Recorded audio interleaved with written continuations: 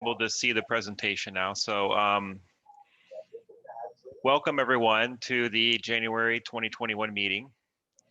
This is our general meeting that we have every month.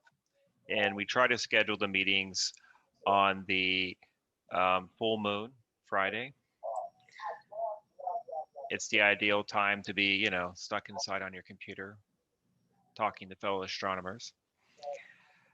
And yeah, so welcome. So we have a few different things this year, and I'll be talking about them. And if you have questions, feel free to interrupt me, because we're going to talk about a couple things about SPMOS. So the next slide, this is basically the team for 2021. So you have myself, Mike Danielson, Ken Burkrow, John Schull, Jeff, and Ron and Walter. So you see our different roles up there. I know typically we go through like each updates for each person. You can let me know after the meeting if you think that we need to do that. I was gonna basically just move on to the next section unless any of you guys want to give a bit of an update. Just one thing quick from my knothole. As y'all know, I've just picked up the website responsibilities. In fact, I just got access to the server on Monday or Tuesday of this week. So I was able to get in there and make a couple of minor updates. Be patient with me. We'll see what we can do from here. So, but at least I did finally get access to the code. It was a struggle to get there, but we'll move forward from there. No, excellent. And we're going to talk a bit about the SPMS site later. So we'll hold that until we get to that part. Yeah, maybe I don't know if John's on, maybe he can give us an update on the latest dues and remind people about dues. Let's see, I guess it's hard for me to see who's all on here.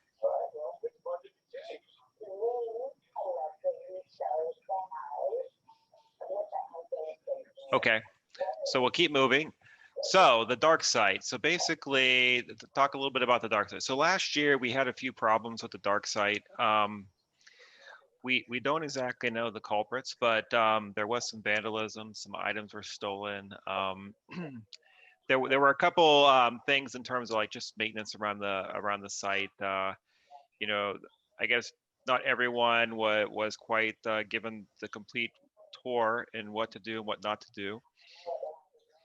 So because of the vandalism of things, it did change the lock. So if you had a key, this was done, I think, towards maybe second half of last year.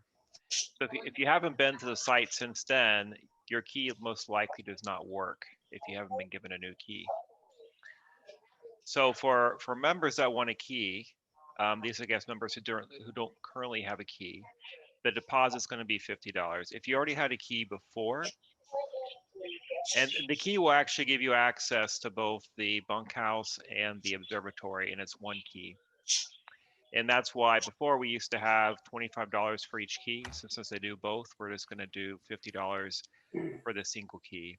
If you already had a key before and you want a new key, we're not going to charge you the $50. You just we have a list of who's paid for the key before, and basically if you just talk to Walter or Ron, you should be able to get a walkthrough and then get the new key.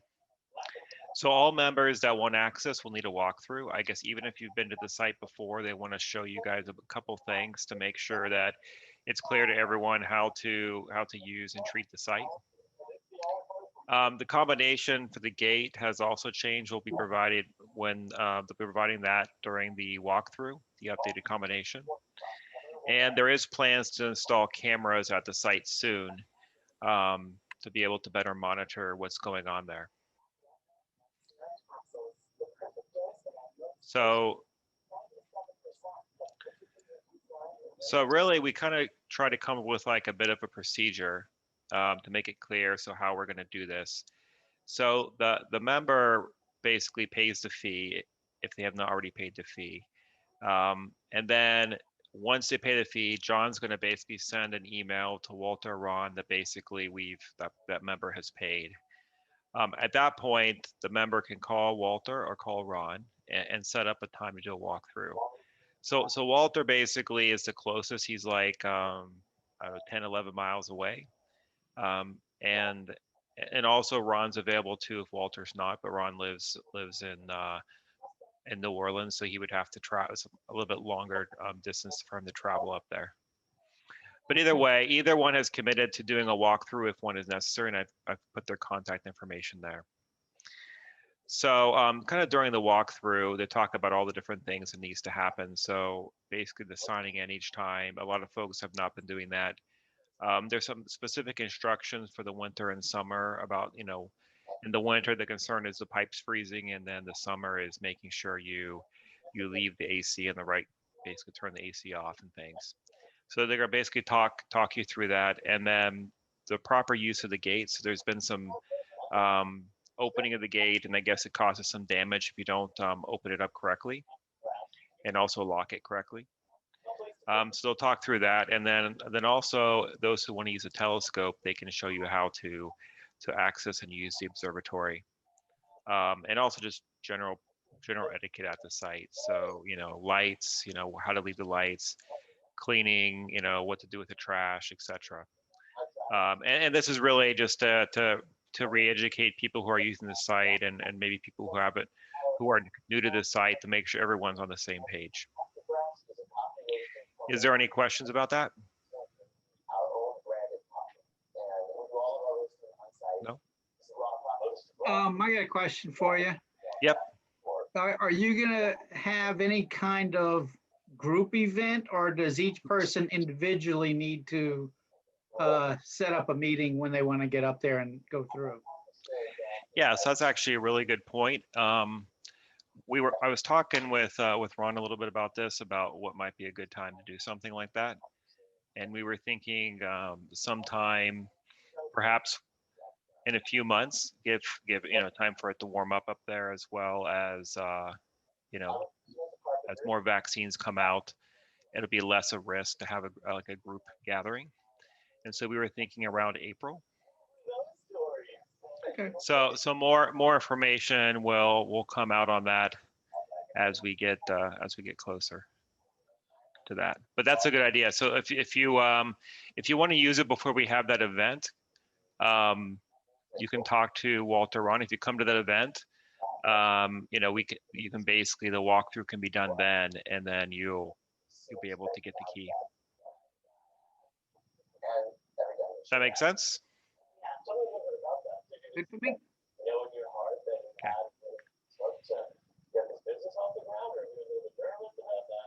Okay. So the next thing we want to try to do this year is have some in-town star parties. This was an idea that was brought up by Barry, and he actually there's a spot that he's kind of scoped out, actually pretty close to his house.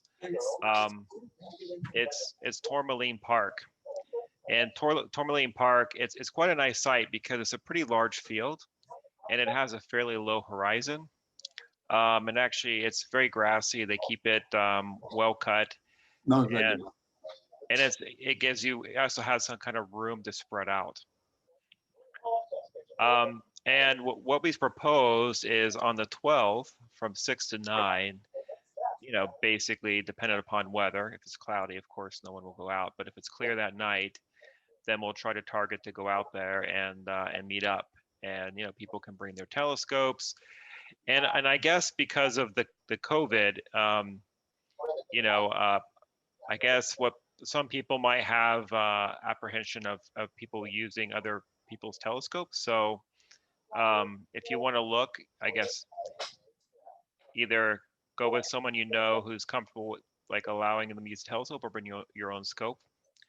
And some people have actually said, as long as the person brings their own eyepiece, they can use their scope. So that's kind of been, I guess that's kind of the etiquette there, especially during COVID times. But the location I put on the map here, I'm going to actually send this slide pack out to everyone after the meeting. So you'll be able to go through and look at all this information. But this is location. It's in Lake Vista. We're happy to have it other places in the city if there's interest. So if you come out to the one in Lake Vista, and you might have a proposal like maybe you want to do one somewhere uptown or another part of the city. Yeah, just let us know. Suggestions are welcome, and we can plan something there as well to make it kind of easier for everyone to access. Okay, so actually here, before we go to the next topic, is Barry here? Because Barry was going to give an update on the. Yeah, I'm here. Yeah, can you give an update on the spring scrimmage for the Deep South Stargaze? Yeah, just before that, regarding Tourmaline Park, it's actually in Lakeshore, specifically East Lakeshore, not Lake Vista. Lake Vista's on the other side of the Marconi Canal. Just a little bit more information about that. You see the streets, Jewel to the north, and let's see, what is it, Turquoise to the south. It's an 11-acre park, and there's parking completely around the park. It does have some lights in it that you can strategically place a telescope away from lights to best advantage, and there's some oak trees. But this is the place where a number of us, John Martinez, Philip, 1 or 2 nights, myself and other people went to view the Jupiter-Saturn conjunction, and it worked out very well for that. Now, changing subject, specifically what you asked regarding the spring scrimmage. Spring scrimmage is kind of an informal thing, and what we did last spring was there is no registration fee for the spring scrimmage, and it's going to be a weather dependent thing. So essentially what you're paying is you're not paying the Deep South through me. You're paying, now I can hold the money, or you can bring money if you come to pay Carol at Whitehorse. And the weekend that's proposed now, so as not to interfere with the Mid-South Stargaze, which is held up at French Camp in Mississippi, about 80 miles north of Jackson, is going with the date in May, which would be the Wednesday, Thursday, Friday prior to Mother's Day. And we've opened it up to a Wednesday just simply because some people may want to leave prior to Mother's Day to get back home. I know I would be in that situation. And as I said, it's going to be weather dependent pretty much. I don't anticipate that we'll have many people. Last spring we had 9 people, and that's fine. We had about 55 people for the Deep South in November. But having starting on a Wednesday, and then some people can possibly stay to Sunday, that really gives you 4 nights, which is just 1 night less than the Deep South in the fall. I'll have more specifics about this as time goes on, but one of the other things is I think now, I don't know if other people echo my feelings, as we're getting to speak so close to the finish line now in terms of COVID, with people getting vaccines. I know I've already gotten my first vaccine. Being careless now this late in the game. One of the other reasons for pushing back to May. So people who are listening to me now have been to either the Deep South or one of the spring scrimmages, perhaps more than that. So you pretty much know what's involved. And if there are any specific questions, I'll try to answer them now. But other than that, I'll just put stuff on the club website in the form of a post. And if anybody has any questions, you can post a question there, or you can post a question on the Deep South group, and we'll answer your questions at that time.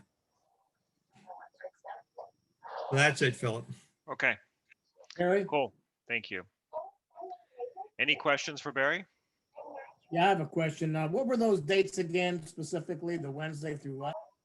That would be, I believe, I'm pulling up a calendar right now. I think that would be May the 6th. Uh, no, it would be May the 5th, would be that Wednesday, and May the 9th would be Mother's Day. So, and once again, if the weather's looking bad a few days before that, we may not do it. Or if it's basically just like a glorified club event, perhaps with more sleeping arrangements and lower horizons and all that sort of thing. If weather's looking particularly good at some other point, and this would hold for anybody here, if you want to go there and you talk to a few other people and you want to go there, I can give you all the information and you can make your own arrangements. Carol is willing to open up a bunkhouse, typically the better bunkhouse that we stay in. You want to have at least 5 or 6 people to make it viable. Now, some people I'm sure should be more than happy if there's 5 or 6 people that have their own RVs or campers or even their own SUV that they want to sleep in the back. That's not a problem. You can pay a minimal amount to have the ability to stay on site and avail yourself of that location. Perfect. And I might add, as an observer of this meeting, someone still has their background, activity going on, and it's hard to hear.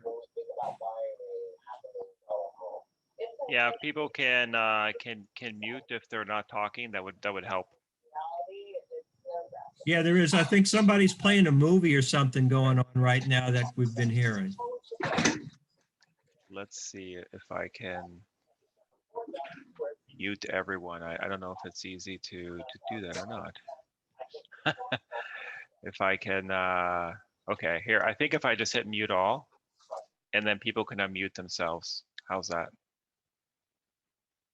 Okay. There you go. Better. Okay, cool.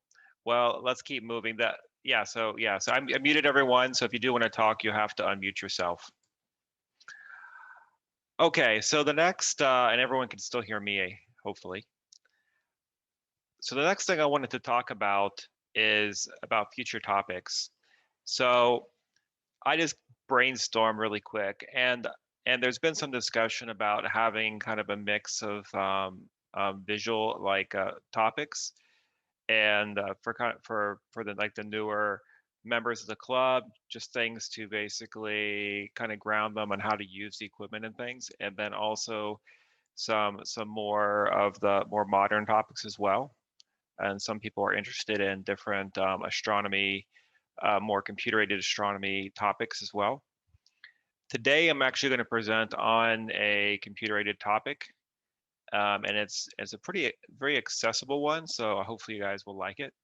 But yeah, so here's the topics I'm kind of talking about is we've had some really good ones around eyepieces, binoculars. I thought even one about like just specific mounts, like how to choose a mount for your telescope. I don't know if we might have had one in the past. I don't think maybe I attended that one. And the other one, which a lot of people have questions about, is literally how do you find an object in the sky? And I know I've been around when people and myself when I first started, I had trouble. So even learning how to use like a setting circle, how do you read a star chart and actually find an object in the sky?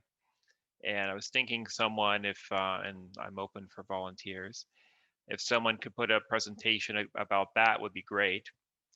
And then we can even just include this maybe into our regular meeting, but like what to see. And I might even put a slide in here about like what to see that month and what's coming up.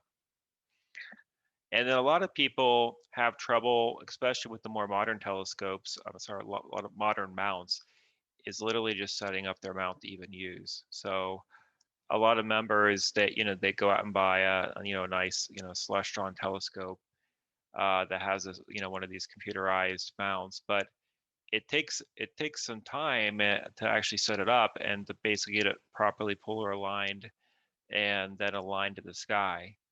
and perhaps some type of, and we could even do this as either like an outing or actually an actual like a like a Skype meeting about it. But how do you polar align, and then how do you align your mount to the sky?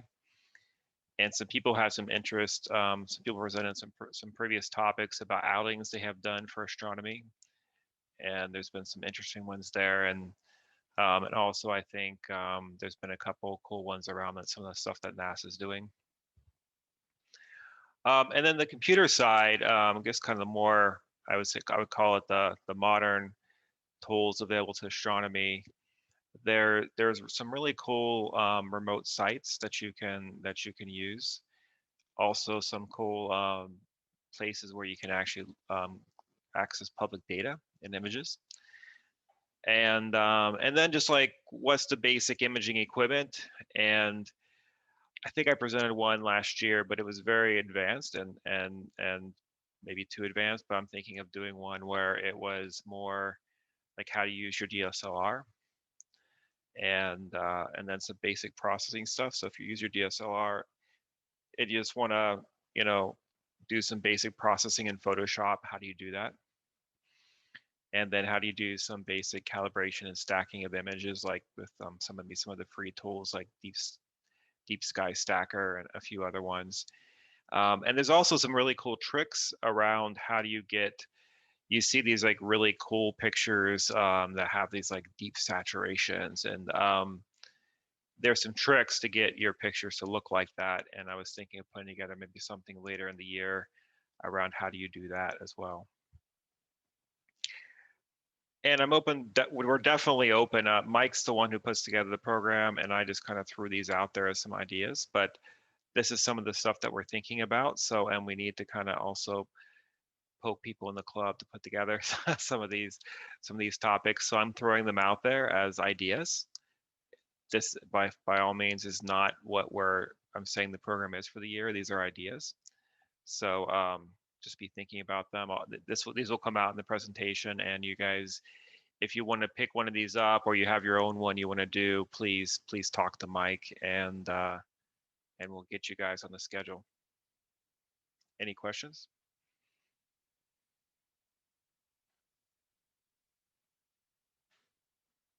No? Okay.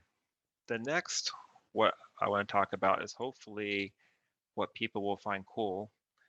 And I want to try to like do some virtual targets. So I found and what I'm actually going to talk about today is related to this. So there is a site that you can go to, and they have remote telescopes. One is in the Canary Islands and the other one is in Chile. And you can pick targets, it shoots them, and in fact, lots of people pick the targets, but there's a collection of targets that come throughout the night. But you can very easily select very specific targets, like some minuscule galaxies you want to see. And then I thought I would bring some of those targets each month to this meeting, so people can kind of see them and maybe talk about them a little bit. So for the next meeting, if you have a particular target that maybe you want to see, I can shoot it. It could even be something like a comet, or yeah, anything, or a little galaxy that you're curious about. You can send me a request, and I'll shoot it, and then we'll present it at the next meeting. So a couple ones that I picked for this meeting, and I shot this as you see like a week ago. This came from a telescope in the Canary Islands. I think this came from like a half-meter telescope that they have there. And this is of M1, the Crab Nebula. People can unmute. They can talk during this session. I thought this could be a good time for people to talk about the images, maybe a time that they've seen it and what they saw. Yeah, Philip, I have something to mention about this one. Just recently, like last week, I'd seen somebody a year or two ago put together like an animation of M1, and over like 8 or 10 years, it's actually evolved. It's on YouTube. You can find it, but it's pretty cool. Y'all should look at that if you get a chance, because you can actually see some ripples come out from the middle and some slight expansion of it. Not many Cool. DSOs change over time, but this is one that has. That's really cool. No, thanks for that. The next one I have is M3. This is kind of what it looks like through Steve's telescope. It's very nice. I mean, it's a typical telescope. It looks just like a faint, like almost you can see like little specks of stars. When you take a picture, you start to see more of like the shape and the core, or you have to have a very large telescope.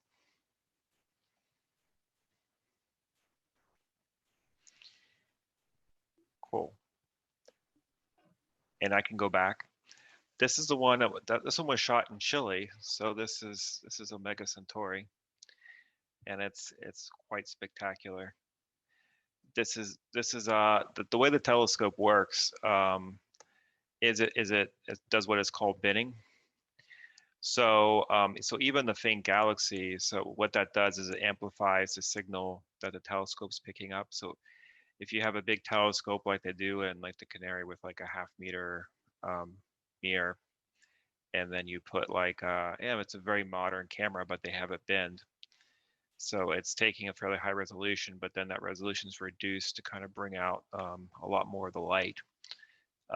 You can take a pretty nice picture pretty quickly. This is like literally, I think, a minute exposure in color of Omega Centauri. Question. These pictures, they're coming from this remote telescope. Do you get the information, the technical info, such as the exposure time and aperture or whatever, or processing info on it, or are they processed at all? Yeah, so yeah, no, actually we're going to talk about that in a lot more detail here in a second, but Sorry, jumping. No, that's a good question. So the site, so once you become once you join the site and you shoot a target like a they call it like a mission, you have the day after the FITs, which is the raw files that the camera shot, are available for you to download. So I believe this one is actually 4 frames, about 50 seconds each, of the luminance and then the RGB. And so you can download those 4 images. And I'm actually going to show you here in a second what you can do with it. The processing that the site does is actually it's very basic, so it doesn't do a lot of these objects justice. But with very little effort, you can generate a very nice image yourself. And I'm going to give some examples of that here in a second. So, Bill, question? Yep. When you were on the Crab, you said, I shot this. And I was just wondering, what's the accessibility of these things? Are you looking at things that other people have tasked, or have you had the opportunity to task these instruments to go ahead and make these shots? Yeah, so it's actually both. So the way it kind of works is if you pick an object that is already tasked, it basically assigns you to that group, or to that that mission. But if you select your own, something that is not tasked, like, so a lot of people who use the site, they're comet hunters as well. So they have a very particular part of the sky that they're looking at each night to see maybe things moving or changing. So they put in some, basically the coordinates that they want the telescope to go to, and it shoots that image. So it's broken down into 5-minute time slots, I think, or there's one telescope I think that has 10-minute time slots. And as long as a time slot is available, you can select that and you can shoot whatever you want. So this is M81.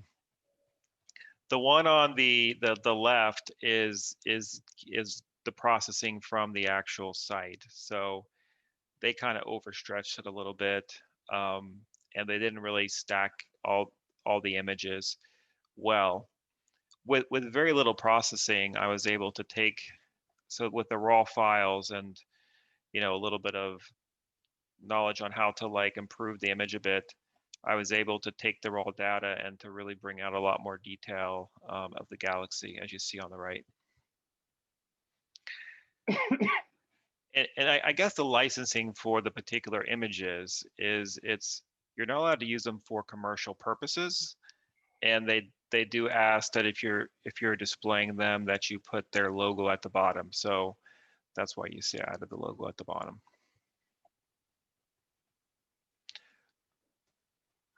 So this is the Whirlpool. So I did a little crop here, as you see, and but definitely the one on the site. I mean, you definitely can see the structure, and it looks really. I mean, this is literally a single exposure, like less than a minute, and this I believe is on the 1 meter telescope on the Canary Islands. But with the data, and I think I shot it. Oops, why do that? With the data, when I shot it, you can shoot, because what people do is they actually shoot multiple images of the same thing. And then they take all the raw data and then they stack them to improve and bring out more detail. So this is like, I think like 3 or 4 shots of the image all stacked together, the one on the right. So Phil, do they Yep. give you the final image stacked, or do they give you the individual snaps that you can do whatever you want with? Yeah, so some of the images, the person who planned it, they selected all luminance, which I believe the one on the right was. So I think it was like 5 or 6 shots like stacked in the program, but the program doesn't do a very great job of stacking. To be honest, I think it does whatever algorithm it uses. It does a very basic stacking, and the stretch is kind of not ideal because it's really blowing out the detail. But with a few tools like I'm using PixInsight, but other tools do something very similar to this. You can stretch it much more evenly, and you can better align the images. You can also remove the bad frames, so the computer doesn't know that maybe one of these shots the camera moves or the telescope moves slightly, and it included that frame where you could take it out if you're processing it individually.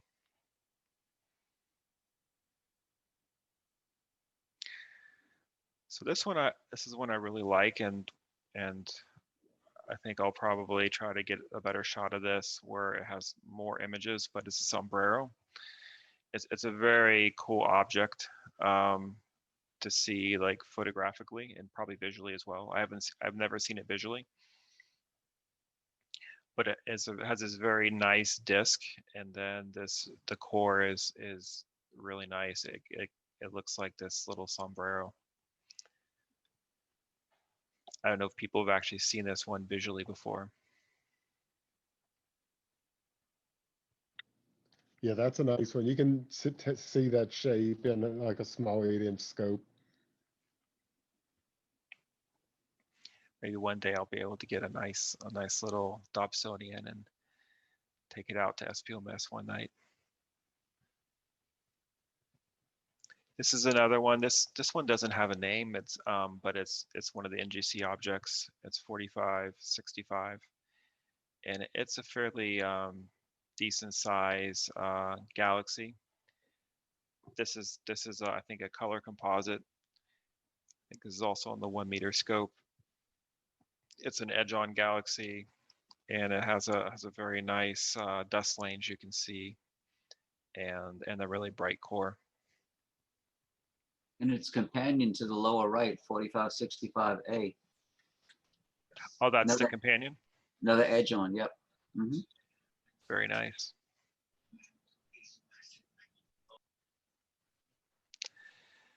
This might be the last one I have. If you like edge on galaxies, NGC 891 is another really nice one. what I can do is I can have the thing shoot that and we can look at it next time. So this is another example. So Orion right now is a very favorite object on the site because it's quite a beautiful nebula. And this is just taking the data that was shot and just processing a little differently. You still get the way that they just expose it. You don't really get to choose. It's overexposed for the core. You really can't improve that with the settings you're able to set. But yeah, but definitely the little the shape, the outer shape of it is quite beautiful that you can capture and process. What's kind of cool about this? Go ahead. Sorry. Question.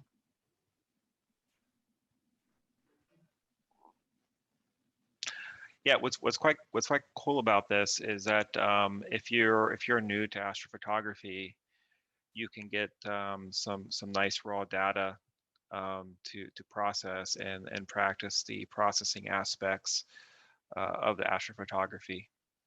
And I would say that's as difficult or maybe more difficult than actually taking the images.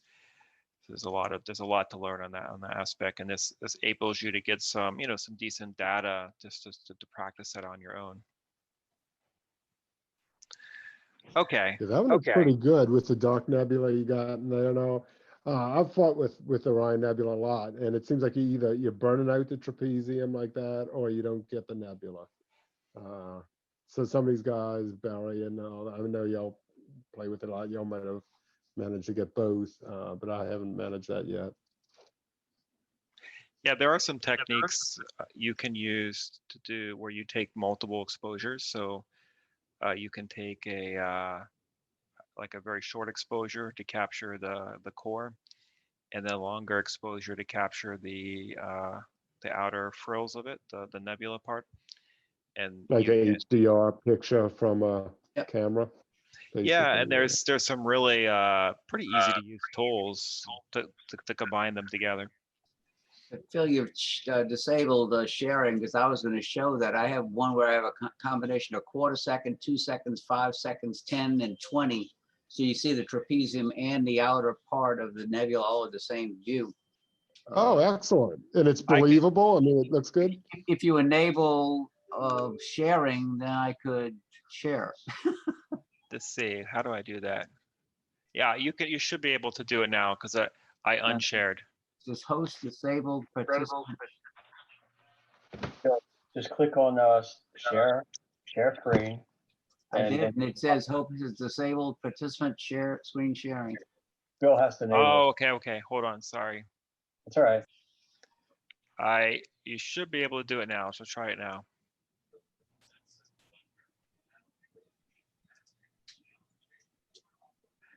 Okay, I'm sharing now, I think. Yeah, we can see it. This is a screen, actually, this is a screen captured video from a broadcast I did about 2 weeks ago. And it was a combination of, I started at a quarter second. See, right here was quarter second, and then I built about a 10 stack, then it went to 2 seconds, 5 seconds, 10 seconds. And you could just watch the nebula build over time and not blow out the trapezium. Oh, very cool. Very cool.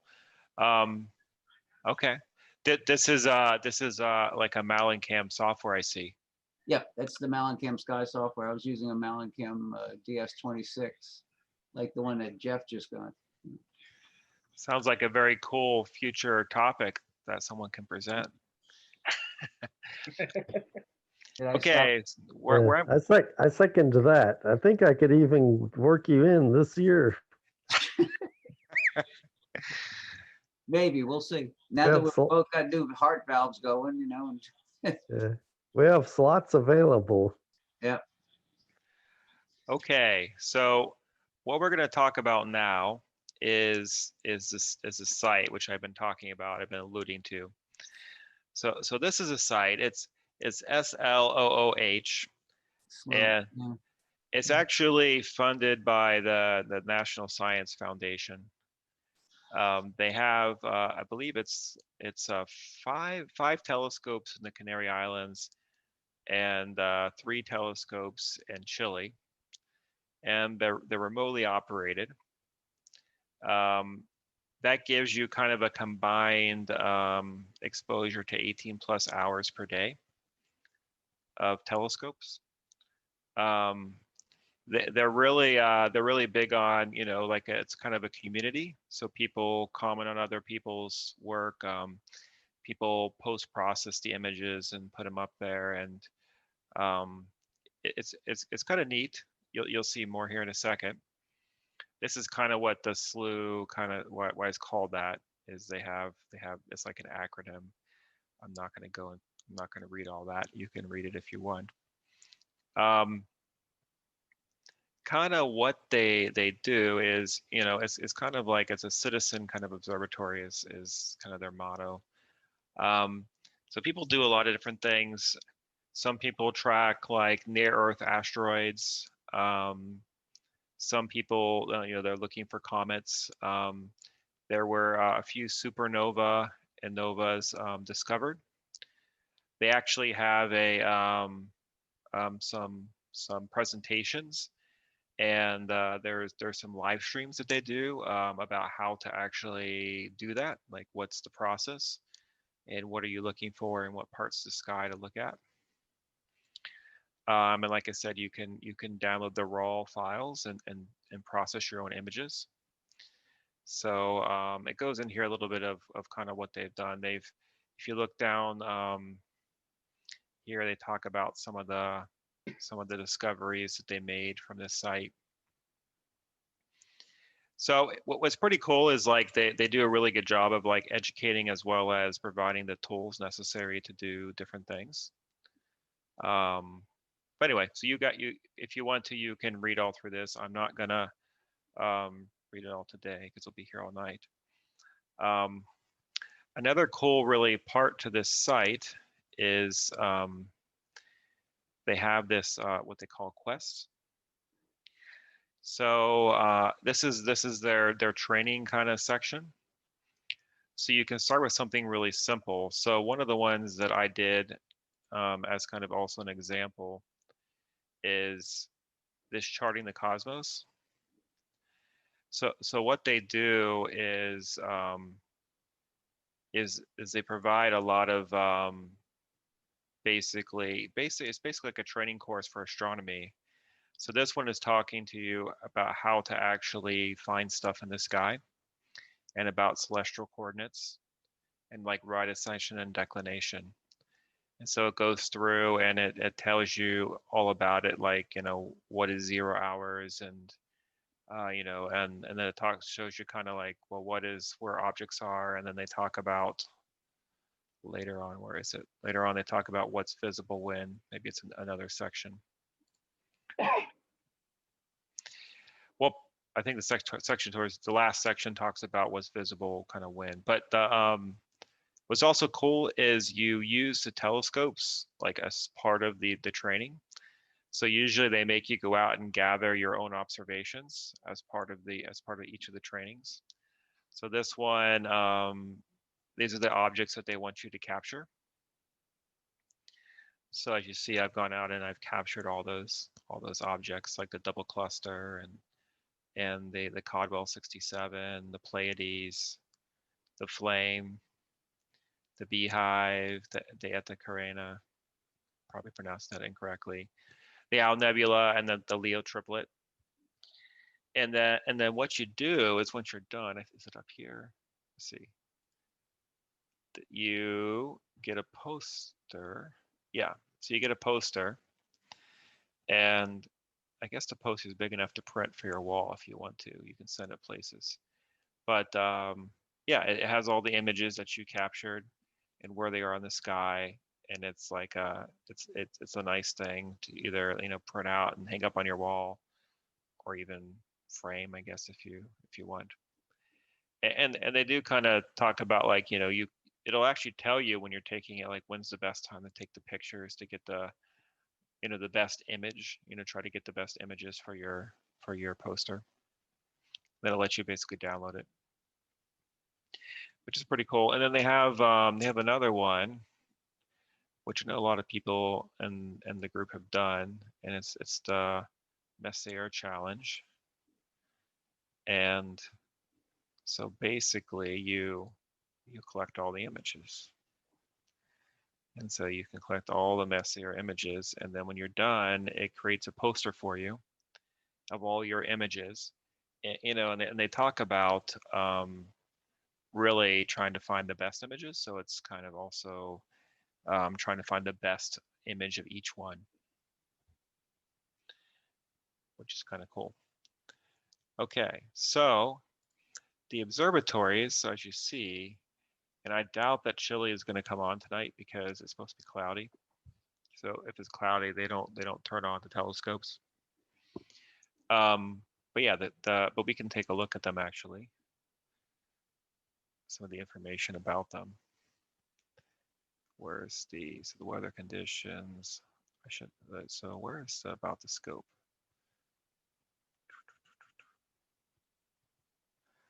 Oh yeah, here we go. Sorry. Yeah, so this is a wide field scope. It's basically an Edge HD symmetric Cassegrain scope. If you go into the guide, you can actually get like very nitty-gritty details about it. So this one has a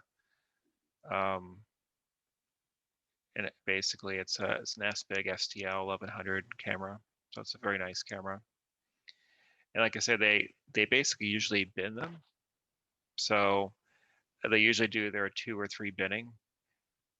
So which basically brings out the very faint details. It doesn't give you a very high resolution image, but this kind of site, that's not what their goal is. Their goal is to show you something that is more of like computer aided astronomy, not like astrophotography. And the other one, it's a little different. So this one is another wide field one. I guess this is a Dow Kirkman. I'm not sure. It's a 17-inch primary mirror. So this is actually, so this is a very this is actually a Planeway 17. So it's a very nice this is a very nice telescope. This telescope, a lot of people use this telescope for very serious astrophotography.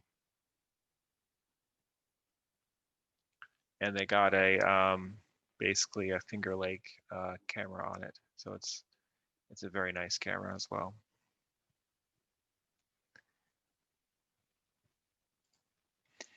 And this is, in fact, it is taking a picture of the Crab Nebula at this moment.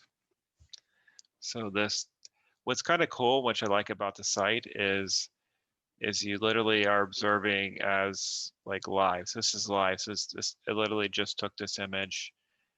And in fact, in a minute, it's going to go to the next object.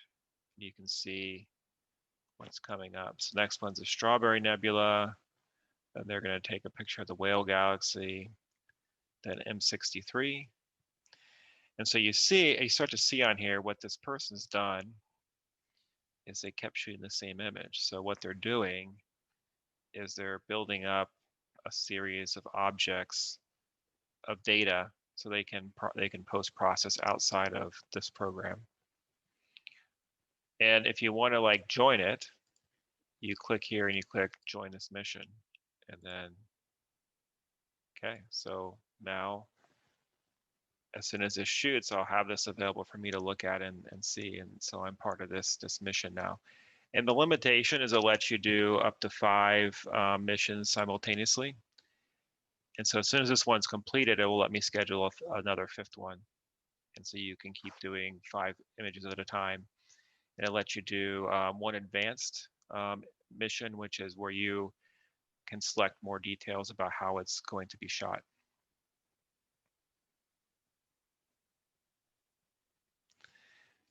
So, and then there's this other telescope, and so this is also live. And this one is shooting actually a star at the moment. So some people they're doing something with maybe something around with the stars. So they're shooting a star. And then this one's coming up with the star cluster, sunflower galaxy. I guess that's the M63. And then this edge-on spiral galaxy, the one that I actually showed you a photo of, someone's going to shoot it here in about 20 minutes. It's going to come up. So to set up your missions is actually pretty easy too. So if you want to, so kind of going down through here, this kind of gives you some information about the observatory, like the phase of the moon.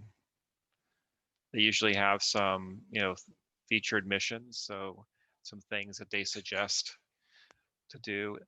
This is the missions that you have coming up. So the one I just selected was M63. And these are the ones that I've recently done. And these are all the images. What you can do is if it's an image is in progress right now. So if even though you're not part of a mission, if I want to say shoot this one, if I want this image right here, or I want to be part of this particular mission, I can just click here and it will take a snapshot of this image. But then what it also does is it adds me to this mission. So then later I can come in and I can download the raw data for this particular shot. So that's the quick way to do it. But if you want to schedule your own, you can come down here and where is it? Yeah, here it is. So you can click here, mission setup. So you click mission setup, you can choose, just by an object. So they have like their top 1,000 objects. Or if you want, you can do by constellation, or you can do by catalog. So if you want to do the Messier catalog, you can say I want to do M42, and it'll check. Oh,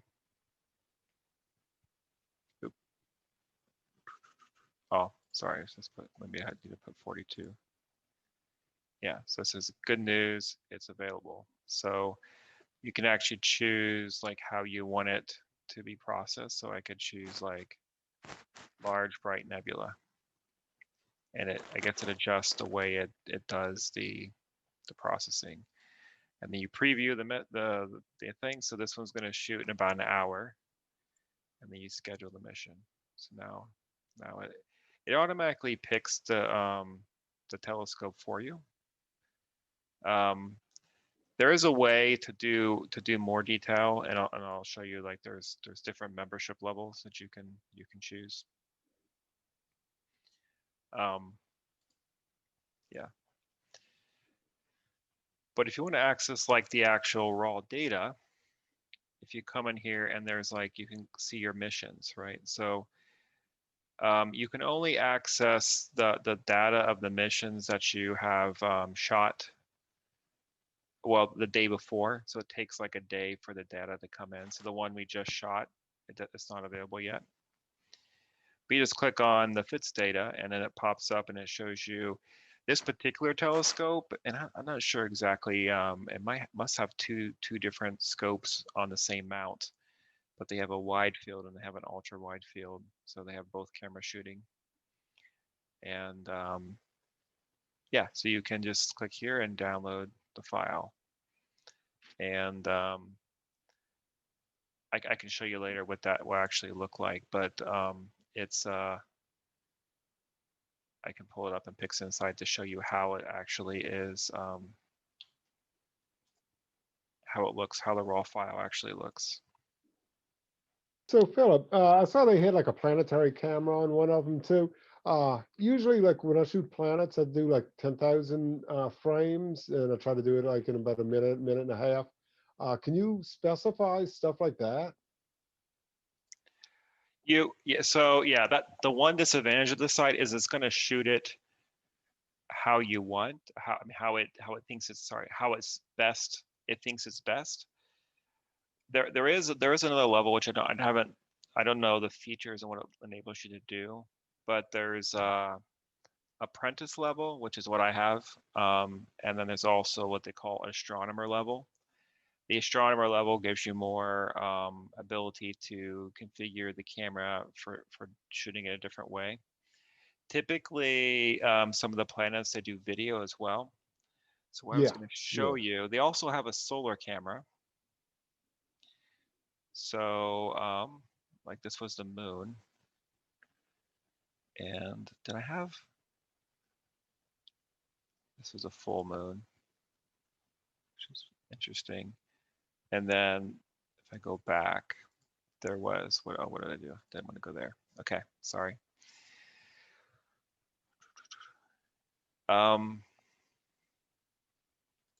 There was, I did shoot a picture of the sun. I was going to show you that too. Yeah, so this one I took from the solar camera. And they do have a nice hydrogen alpha filter on their solar camera, their solar scope. So you get that nice detail. And I guess if there were flares, you could supposedly see some of the flares coming off.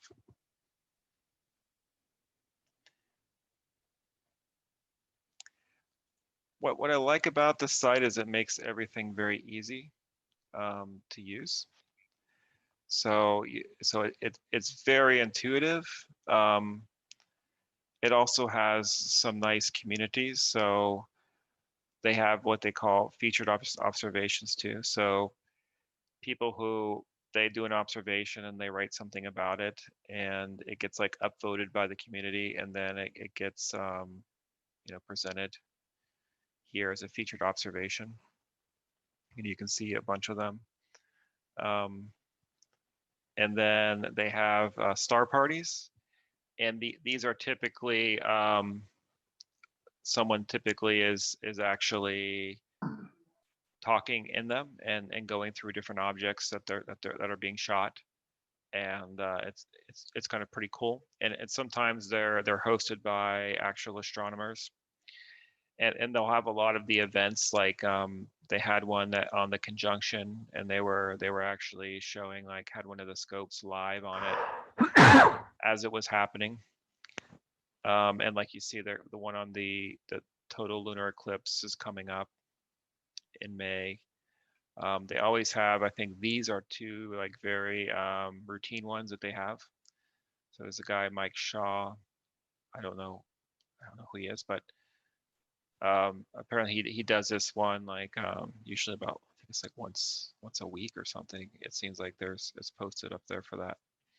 They have different clubs, which is basically like a little board for discussions, and you know, then observations. He'll make little observations, and they'll post what they've done. So it's kind of cool. Bill, yep. What did your membership level cost you? Yeah, so I'm gonna get there. Cool. I know you mentioned there are numerous levels. I'm just curious as to what you've got. Yeah. So yes, let me go here. So there's 3 levels. So if you're a student, it's $50, and actually with the students have some special programs as well. So if you're like a student, and a lot of us aren't in this call, but if you have a kid who is interested, the student level has a lot of like cool little programs that they can go in and do as well. And then the one I'm on is the apprentice level, so it's $100 a year, which, to be honest, I mean, it's not a lot of money considering what the site can do. And it's, you know, a lot of it's, I think, is the reason it's pretty cheap is because it's done through the like the National Science Foundation.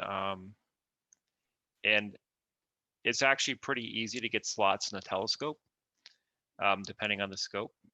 You can even plan something a couple nights in advance, and there's lots of open slots available to shoot. The astronomer level, and I think it talks about, I don't know why it went there. I guess if you, I don't know what it did.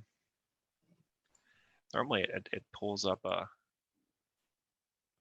maybe I need to log out, but usually it pulls up a some information about the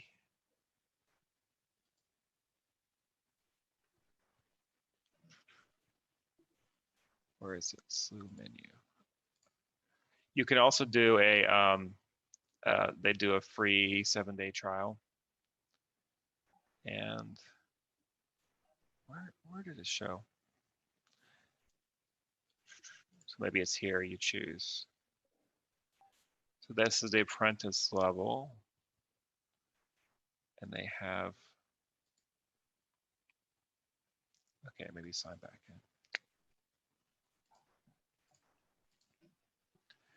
in. And yeah, I don't know why it's not showing me right now, but I used to be able to click on this and would give you details on what the different planets. But when I click on it, it just takes you back to this page. So, you know, one of the things I was going to point out that I think's really cool about this site is, and with it being that cheap, is if someone thought they might want to dabble into astrophotography, you know, you can go get some data, and I think you mentioned this earlier. You can get this data pretty cheap, and then go try using some of the free software tools that are out there, and see if you really want to go this route, because it's unique, right? And wow, and that's really cheap as compared to going and buying cameras and all the other gear, right? yeah, no, for sure. Yeah, so that's pretty much what I had. I mean, so what it's going to do at the end is just, while people are talking about it, I was going to pull up one of the scopes and just we'll see what it's shooting, which is pretty cool. So this is yeah, sometimes you shoot things and as the object is very faint, so the camera doesn't really detect it very much. Like this might be a nebula that, for instance, requires several hours of exposure to see it well. And you're not going to see much with the way it's shooting the image. But of course, slots. How much time does it spend on one image before it moves to the next one? 5 minutes. So but each exposure is about 50 seconds. So if you want to see what the scope is actually doing, so this one actually is just taking luminance, as you see. So it ended M85, and then it slewed, and then it started taking luminance images. So someone probably, I think at the astronomer level, you can pick that it just shoots luminance. So what the luminance does is if you think about an image like your eyes, really the luminance is where the detail is. And the same thing with the camera and photos. It's like the details and the luminance. So usually if you want an object, you shoot a lot of luminance, and that's going to give you the detail of your astrophotography image. And then you need much less color data, because the color data is literally, it's kind of taking the black and white image and you're just coloring it in where it needs to be colored. And so your color image doesn't actually have to be as good as the luminance, because in the luminance is going to cover up all the imperfections of the color data. The thing I see strange is, I think that was a Celestron Edge telescope, but the stars have spikes. Why do you think they have spikes on them? So this one is a half-meter telescope. Oh, that's a different scope. Okay. Yeah. So I believe one of these. So this is a Dow Kirkman. So I think this is probably like a Planewave 17. And this is a nice little one here. This is a M90. What's also cool, and I don't know if it's not going to probably play now, but you have someone, I think some astronomer will give a audio of a particular object. So if you want, you can listen, and as you're looking at the object, you hear basically the history of the object, who discovered it, particular features about the object. It's pretty nice. The way that they have it set up was really cool. It was funny because I was stumbling as I didn't like go out and just someone tell me about this. I was actually I was thinking about, well, how can we make our meetings more interesting, and by bringing in other things like, I mean, I think Barry and I were talking about these like advanced telescopes that could shoot like in the middle, like we could shoot it live. And, you know, I was looking at this and they're like $4,000 for a telescope. So I was like, and then someone has to run the telescope, and dark skies is a lot that would have to happen to be able to bring like a live astrophotography into our meetings. So I was trying to find a way to do it, and I basically Googled like, you know, remote telescopes, online live viewing, and like this kind of came up. And so I gave it a shot, and I was a little bit skeptical at first because I was like, you know, it's kind of expensive with you out really knowing what it is. But then the more I started using it, I find it like quite cool. So actually the last couple weeks when I have some free time in the evening, I'll just like turn it on, and as I'm doing something else, I'll see what it's shooting, and it's kind of nice to see the different objects appear on the screen. And what's cool too is you can jump to different telescopes. So if you know you want to see what other objects are being shot, this is 102 coming up here. So the 3 camera here is a color camera. So this one is a single shot color. And what's interesting about this camera is it usually has the most open spots because people apparently don't like this camera as much. See, there's actually open slots right now on the camera. Just because the single shot images are harder to post-process, so I think less people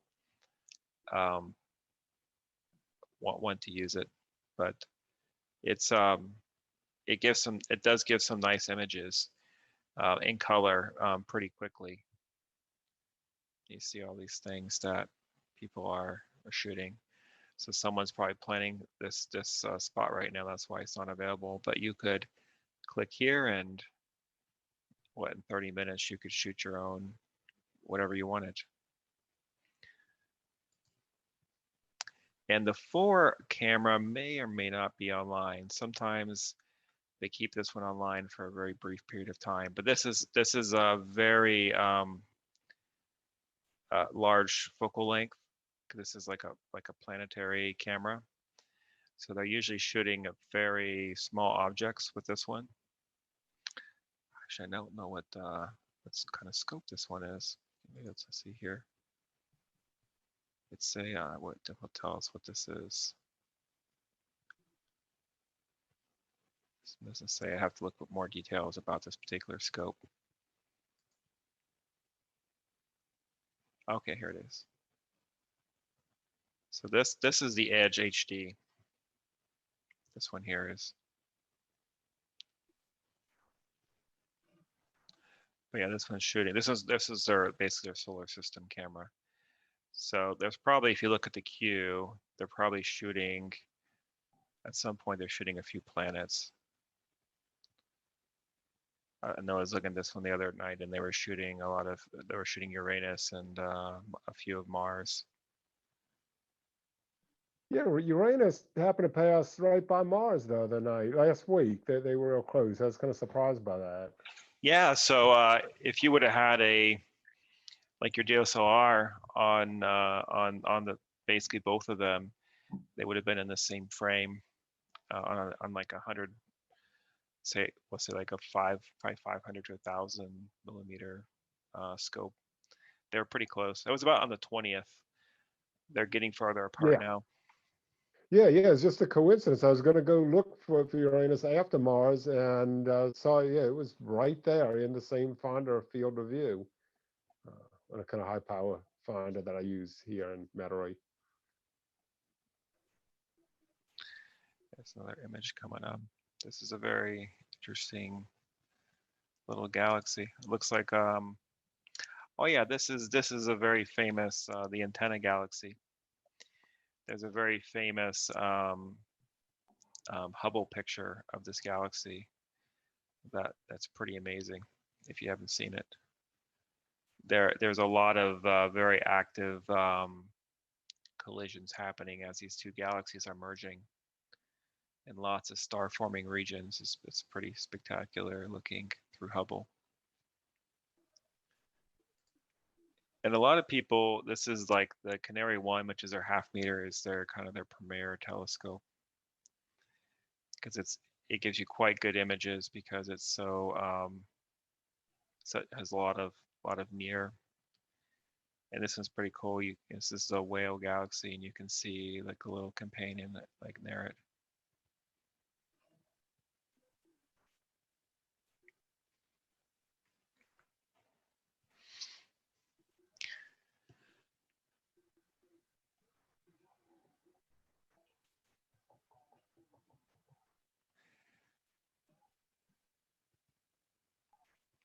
And I don't think the chilly ones are going to come on today because I think the weather is bad there.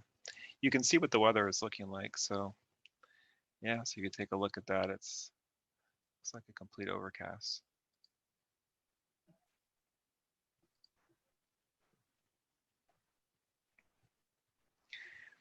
But that's all I had tonight. Does anyone have questions or suggestions for a future meeting?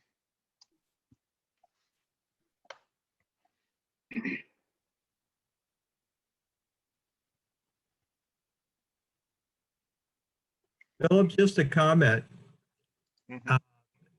You know, on this call right now, we have 22 participants. We had 23.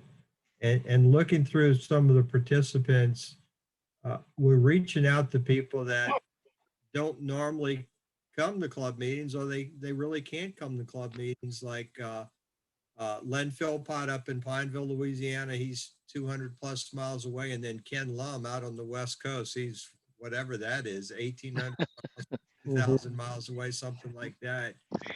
If and when we get back to doing regular meetings, we should explore having a Zoom platform set up at the meeting, so even those that cannot attend in person can attend via Zoom or virtually.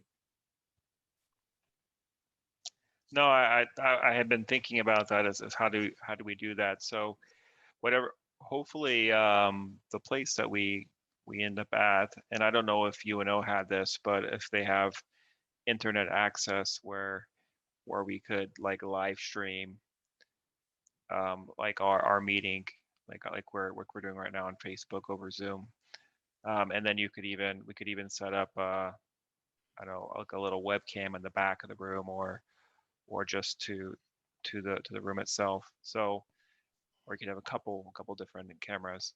But I mean, a way to like set it up to where, yeah, you could feel like you were at the meeting. But we'll have to think about that. It's and how we'd set it up. Probably set up like a little tripod in the back with the camera for like the presenter. Or the person just looks at the slides, whatever's on the thing. So you've probably noticed too, but I've been taking a peek at the Facebook page once in a while, and it looks like we've had somewhere between 3 and 5 participants over there too. So from a participation standpoint, this has been, you know, one of our bigger virtual meetings. I'll put it that way, attendance-wise. Good. And yeah, and we'll have to see how we can attract more people. I was thinking there's might be some ways too we can advertise as well on maybe on Instagram or other platforms like on Twitter. We have quite a good one thing which I kind of probably missed opportunity this time was I sent out I scheduled the event on Facebook a little bit later. Well, actually today. Where perhaps a little more advanced notice, we might get some more participants on Facebook.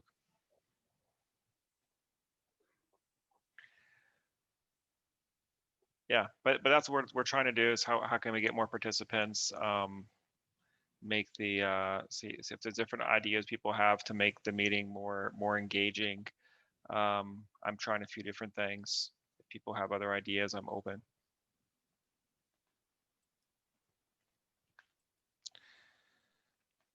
Cool. Well, this is this is Ken Lum out here in the San Francisco Bay Area, and I mentioned this earlier, but I belong to an outfit called the Antique Telescope Society, and we're a group of people who are interested in old historical instruments, and in the past, we have also been a travel group, and we would travel to old observatories and actually visit them. So I could sort of put together a little travelogue of some of the places that we have visited, which include the Hamburg Observatory in Germany, what else? The Lord Rosse Observatory in Ireland, and the Royal Greenwich Observatory in outside of London, as well as the Lick Observatory here in the Bay Area, and the Mount Wilson and Palomar Observatories in Southern California. So I could do a bit of a slideshow to show some of that kind of stuff. Yeah, that would be awesome. Yeah. We're definitely open to that. Yeah, anything you can do. Other people have, I think there was someone gave a presentation last year around, I think there's some nice observatories, out on the West Coast. Yeah, well, we had some challenges here in the West Coast last year. We had a wildfire that threatened Lake Observatory, and also other fires that threatened Mount Wilson as well. So that was a problem, but fortunately they survived. No, awesome. No, we're definitely interested in that topic, and so Mike, you can reach out to Kenneth and get him set up and give him a time. Okay. Who's the program manager there now? Yeah, that's me. That's me, Mike Danielson. Okay, all right. Barry Simon and I have known each other for many years, and so is Walter Surratt and quite a few of the other people that are here today on the list. Okay. Well, yeah, I'd like to I could do a program sometime that would do a travelogue of old telescopes.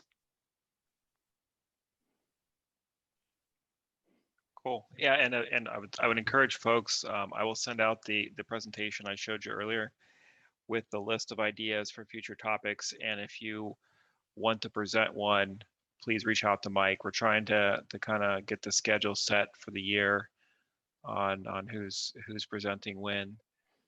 And so yeah, so feel free. We're looking to all of you to help put together the presentations. Great. I'll put together something sometime, and we'll just get me scheduled sometime. I'm under the current circumstance, I'm not planning on going anywhere, so I'll be in the and the weather back east certainly doesn't look too wonderful. So I'm perfectly happy to stay where I am.